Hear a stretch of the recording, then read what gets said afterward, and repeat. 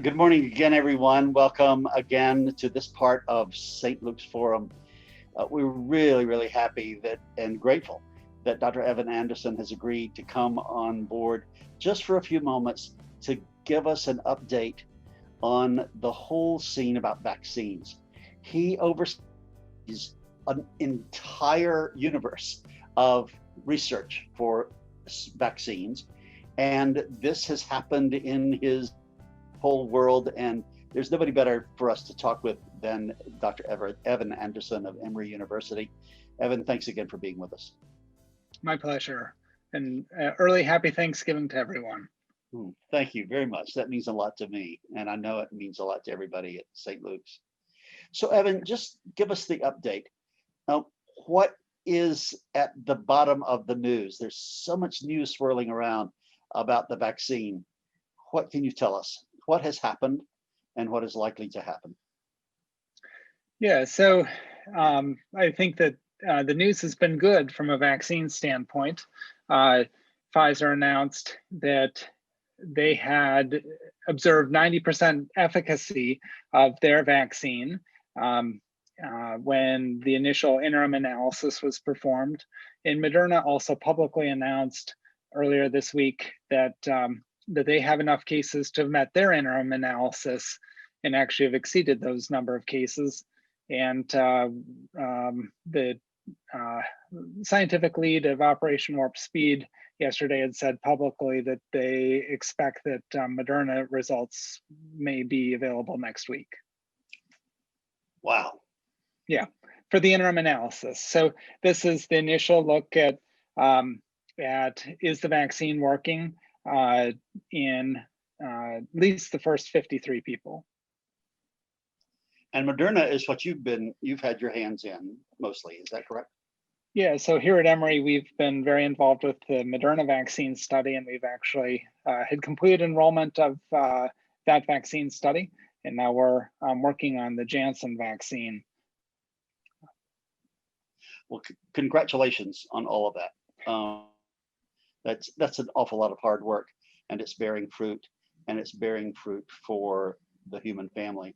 I'm really grateful to you, Evan, and all of your colleagues. Yeah, we're excited to be this far along and to see so much progress being made, where it appears that there will be some answers from the Pfizer vaccine study, and soon should be for the Moderna vaccine. So things are definitely moving right along, which is great. And there have also not been any significant safety issues with either of those studies. That's wonderful. So everybody wants to know the bottom line in terms of when they can gather loved ones without any restrictions, no masks, all those kinds of things. And the backup question is, when can I get a vaccine? Then is it going to be widely available for everyone? So I know you don't have a crystal ball in your wonderful head, but could you tell us what you know now, what you're expecting now? Yeah, so I think Tony Fauci and also people at Operation Warp Speed have said that it's likely that there would be initial vaccine available for some individuals even this calendar year, that the rollout might begin as early as then, which is fantastic, assuming that the data that we're hearing for the Pfizer vaccine holds up, and then as well, depending on what Moderna finds out.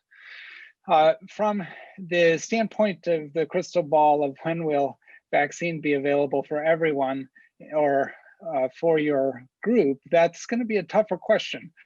Really, to the extent that multiple vaccines work and multiple vaccines are effective, that will really help, in part because in essence, there's limited manufacturing capacity with each of these vaccines. And so if you have two different manufacturers, that will significantly drop the time down to have vaccine available.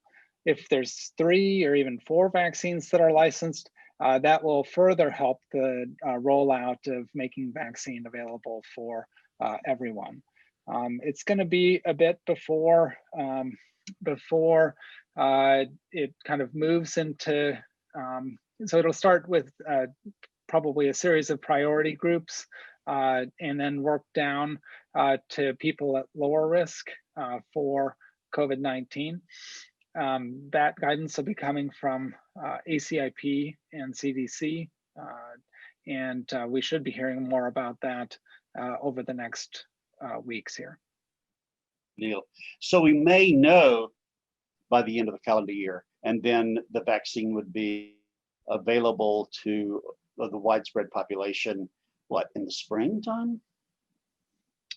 Yeah, so it's anticipated that it will start initially with some of the highest risk groups. That's anticipated to be healthcare workers, and then those with significant medical comorbidities, followed by kind of the healthier older population.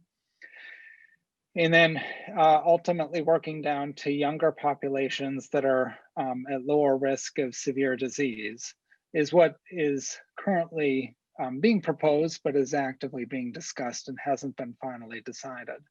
Importantly, some groups will probably have a bit of delay as far as availability of vaccine, those being children actually and pregnant women, as studies have not been done in either of those groups to assess the vaccine safety and efficacy. So there will be some delays for some populations for sure.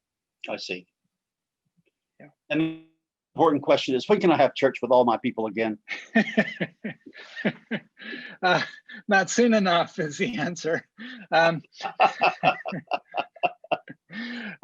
remember thinking when the initial decisions to close everything down happened, I remember just thinking, are you serious? We're going to not be able to have Easter? And here we are, looking at not having Christmas together with our church families. And that's really a bitter pill to swallow. But I think as we think about kind of loving our neighbor, clearly our church members are exactly that. And part of loving our neighbor is wearing our mask, but then also, not going into settings where we're going to be at high risk for acquiring SARS-CoV-2. So there has been a lot of talk, and again, I think it does depend very much on how many vaccines are available, because that will and are actually safe and effective and work, because that will absolutely shorten the timeline down. If there's 3 or 4 vaccines that are available and licensed, I think that probably by summertime, vaccine will be widely available. And then I think a key question is going to be uptake. There's a lot of concern about vaccine hesitancy. And to the extent that people decide not to receive a vaccine, that will absolutely slow down the timeline or impact how quickly we're able to get back to church and to other things that we did in 2019 that we were taking for granted. Indeed. Well, this is exactly what I was hoping that we could receive from Dr. Evan Anderson. And once again, you're my newest best friend, and it's wonderful that and St. Luke's has such a friend as you in science, who's also a person of faith. And for you to close us out with remembering that we're to love our neighbor as ourselves, I'm so deeply grateful. So blessings on you. We'll stay in touch. I keep you in my prayers, and I sure am glad you're doing what you're doing for the world. Thank you, Evan.